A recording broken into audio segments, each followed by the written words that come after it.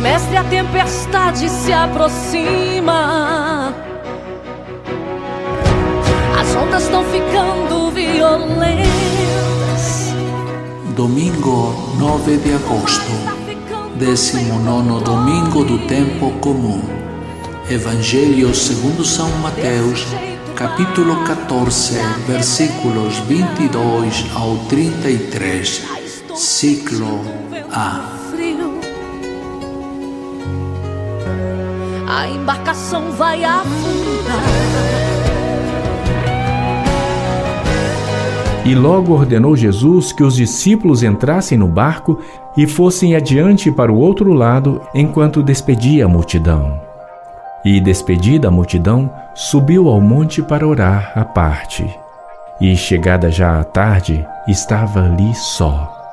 E o barco estava já no meio do mar, açoitado pelas ondas, porque o vento era contrário. Mas à quarta vigília da noite, dirigiu-se Jesus para eles, andando por cima do mar. E os discípulos, vendo-o andando sobre o mar, assustaram-se, dizendo: "É um fantasma!" E gritaram com medo.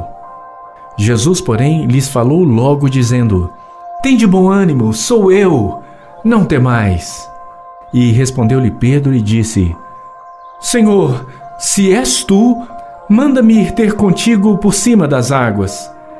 E ele disse: "Vem." E Pedro, descendo do barco, andou por sobre as águas para ir ter com Jesus. Mas, sentindo o vento forte, teve medo. E, começando a ir para o fundo, clamou, dizendo: "Senhor, salva-me!" E logo Jesus, estendendo a mão, segurou e disse-lhe: "Homem de pequena fé, por que duvidaste?" E quando subiram para o barco, acalmou o vento. Então aproximaram-se os que estavam no barco e adoraram-no, dizendo: "És verdadeiramente o Filho de Deus." Filho, tanto que eu te ensinei como deverias confiar, e os meus milagres te mostrei, para tua fé multiplicar. Você, o barco e o mar, fui eu quem fiz, e só vai sucumbir se eu deixar. No Evangelho de hoje, São Mateus narra como Jesus, após despedir a multidão, desejou ir sozinho ao monte orar. Manda os discípulos de ir para a outra margem, isto é, expor-se aos riscos. A outra margem do mar da Galileia era o território dos pagãos, e essa ordem de Jesus significa a universalidade do seu Evangelho. Na madrugada, os discípulos já estavam em alto mar e Jesus foi ao encontro deles, andando sobre as águas, na escuridão. Num certo momento, os discípulos viram aquela figura indo em direção a eles e, naturalmente, foram tomados por medo, pois acreditaram que fosse um fantasma. Foi necessário Jesus gritar: "Sou eu, não tenham medo." Pela voz eles o reconheceram. Mesmo assim, Pedro, tão impetuoso quanto o mar que os balançava, foi logo pedindo: "Senhor, se és tu, ordena-me que eu vá ao teu encontro sobre as águas." Jesus permite. Pedro foi caminhando até que a violência das águas retirou a confiança inicial. Foi afundando. "Senhor, salva-me!"